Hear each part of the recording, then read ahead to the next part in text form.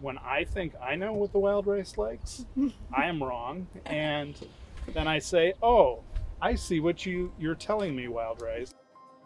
It is very important to us here at Woodland Dunes to consider that we were not the first peoples here. Since we have come here, a lot of plants have disappeared, and wild rice is one of those.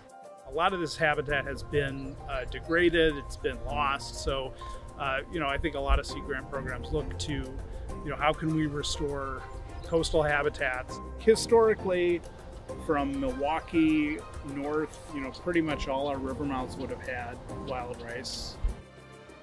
So we have multiple areas here at the preserve that we have seeded wild rice, and we are now out looking to see how did that rice do.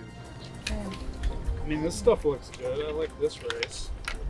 This is my rice that I seeded. But we like to see what the wild rice is going to tell us, and if the wild rice likes it here, then we'll follow its lead.